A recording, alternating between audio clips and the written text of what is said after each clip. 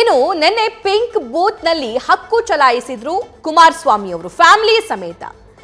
ಬೆಂಗಳೂರು ಗ್ರಾಮಾಂತರಕ್ಕೆ ಸಂಬಂಧಪಡುವಂತಹ ಬಿಡದಿಯ ಕೇತಗಾನಹಳ್ಳಿಯಲ್ಲಿ ಅವರು ವೋಟ್ ಮಾಡಿದ್ರು. ಸೊ ಇದನ್ನೇ ಈಗ ಪ್ರಶ್ನೆ ಮಾಡಲಾಗ್ತಾ ಇದೆ. ಮಾಜಿ ಸಿಎಂ ಮತವನ್ನ ಅಸಿಂಧುಗೊಳಿಸುವಂತೆ ಕಾಂಗ್ರೆಸ್ ನಾಯಕರು ಈಗ ಆಗ್ರಹಿಸ್ತಾ ಇದ್ದಾರೆ. ಮತ ಅಸಿಂಧು ಮಾಡುವಂತೆ ಕಾಂಗ್ರೆಸ್ ಆಗ್ರಹಿಸಿ ಟ್ವೀಟ್ ಕೂಡ ಮಾಡಿದೆ. ಟ್ವೀಟ್ ಮಾಡಿ ಒತ್ತಾಯ ಮಾಡಿರುವ ರಾಜ್ಯ ಕಾಂಗ್ರೆಸ್ ಎಚ್ ಡಿ ಕುಮಾರಸ್ವಾಮಿ ಅವರ ಓಟು ಹಾಗಾದ್ರೆ ಅಸಿಂಧು ಆಗುತ್ತಾ ಅನ್ನೋದಕ್ಕೆ ಸಂಬಂಧಪಟ್ಟಂತೆ ಒಂದಿಷ್ಟು ಗೊಂದಲಗಳು ಕೂಡ ಇವೆ. ಸಖಿ ಅಂದ್ರೆ ಪಿಂಕ್ ಬೂತ್ ಅನ್ನ ಏನ್ ಗಮನಿಸ್ತಾ ಇದ್ದೀರಾ, ಇದು ಬಿಡದಿಯ ಒಂದು ಪಿಂಕ್ ಬೂತ್. ಸೊ ಈ ಪಿಂಕ್ ಬೂತಿಗೆ ಕುಮಾರಸ್ವಾಮಿ ಅವರು ಕುಟುಂಬ ಸಮೇತರಾಗಿ ಅಲ್ಲಿ ವೋಟ್ ಮಾಡ್ತಾರೆ. ಆ ಪಿಂಕ್ ಬೂತ್ ನಲ್ಲಿ ವೋಟ್ ಮಾಡಿದ ಬಳಿಕ ಅದೇ ಬೂತ್ ಅಲ್ಲಿ ನಿಂತ್ಕೊಂಡು ಅವರು ಫೋಟೋಗೆ ಪೋಸ್ ಕೂಡ ಕೊಡ್ತಾರೆ. ಸೊ ಇದು ಈಗ ಕಾಂಗ್ರೆಸ್ ನಾಯಕರು ಪ್ರಶ್ನೆ ಮಾಡ್ತಾ ಇರುವಂತದ್ದು. ಮಹಿಳೆಯರಿಗಾಗಿ ಮಾಡಿದ ಪಿಂಕ್ ಬೂತ್ ನಲ್ಲಿ ಮತದಾನ ಮಾಡಿದ್ದಾರೆ.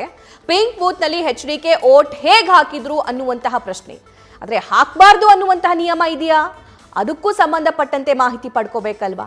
ಇನ್ನು ವೋಟ್ ಬಳಿಕ ಕುಟುಂಬ ಸಮೇತ ಫೋಟೋಗೆ ಪೋಸ್ ಕೊಟ್ಟಿದ್ದಾರೆ. ಬೂತ್ ಅಧಿಕಾರಿ ನಿಯಮ ಮೀರಿ ಅವಕಾಶ ನೀಡಿದ್ದಾರೆ. ಕಾನೂನು ಉಲ್ಲಂಘನೆಯಾಗಿದೆ, ಅಧಿಕಾರಿ ವಿರುದ್ಧ ಕ್ರಮ ಜರುಗಿಸಿ ಅನ್ನುವಂತಹ ಆಗ್ರಹ ಕಾಂಗ್ರೆಸ್ ನಾಯಕರು ಮಾಡ್ತಿದ್ದಾರೆ.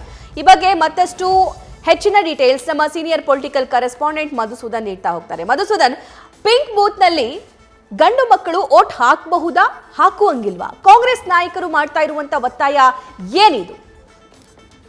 ಸಭಾ, ಪ್ರಮುಖವಾಗಿ ಈ ಪಿಂಕ್ ಬೂತ್ ಮಹಿಳೆಯರಿಗೋಸ್ಕರನೇ ಮೀಸಲಾಗಿ ಇಡೋ ಅಂತ ಬೂತ್. ಇಲ್ಲಿ ವೋಟ್ ಮಾಡಬಾರ್ದು ಅಥವಾ ವೋಟ್ ಮಾಡಬಹುದು ಅನ್ನೋದಕ್ಕಿಂತ ಹೆಚ್ಚಿನದಾಗಿ ಮಂಡ್ಯ ಲೋಕಸಭಾ ಕ್ಷೇತ್ರದ NDA ಅಭ್ಯರ್ಥಿಯಾಗಿರುವಂಥ ಕುಮಾರಸ್ವಾಮಿ ಅವರು ಮಂಡ್ಯ ಕ್ಷೇತ್ರಕ್ಕೆ ತೆರಳಬೇಕಾಗಿರುತ್ತೆ. ಹೀಗಾಗಿ ಅವರು ಪಿಂಕ್ ಬೂತ್ನಲ್ಲಿ ಹೋಗಿ ತಮ್ಮ ಹಕ್ಕನ್ನು ಚಲಾಯಿಸಿದ್ದಾರೆ.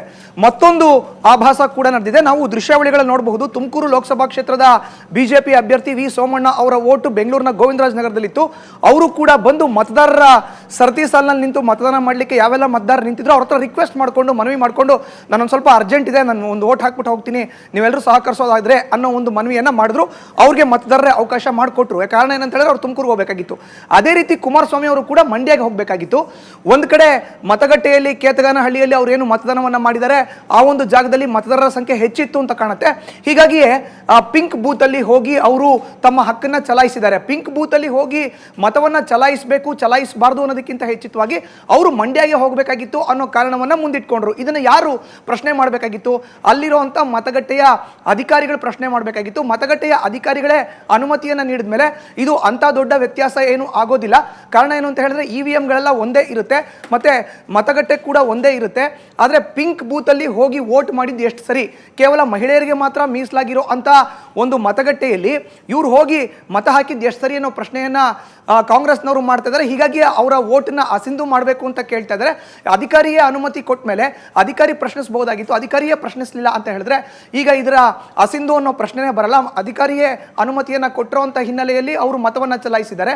ಹೀಗಾಗಿ ಅವರ ವೋಟನ್ನು ಅಸಿಂಧು ಮಾಡಲಿಕ್ಕೂ ಆಗಲ್ಲ, ಜೊತೆಗೆ ಇದನ್ನು ಕನ್ಸಿಡರ್ ಮಾಡಬೇಕಾಗುತ್ತೆ, ಪರಿಗಣಿಸಬೇಕಾಗುತ್ತೆ. ಇನ್ಯಾರಾದರೂ ಮಹಿಳೆಯರು ಇದನ್ನು ಪ್ರಶ್ನೆ ಮಾಡಿದ್ರೆ ಅಥವಾ ನೇರವಾಗಿ ಮಹಿಳೆಯರು ಇದನ್ನು ಪ್ರಶ್ನೆ ಮಾಡಿ ಒಂದು ಹೆಜ್ಜೆ ಮುಂದೆ ಹೋಗಿ ಆಯೋಗದ ಮೇಲೆ ಆಯೋಗಕ್ಕೆ ಕಂಪ್ಲೇಂಟನ್ನು ಕೊಟ್ಟಂತ ಸಂದರ್ಭದಲ್ಲಿ ಇದನ್ನು ಪರಿಗಣಿಸುವಂತ ಸಾಧ್ಯತೆ ಇದೆ. ಸಭಾ, thank you Madhusudan. News first ನಿರ್ಭೀತಿಯಿಂದ ನಿಮ್ಮ ಪರವಾಗಿ.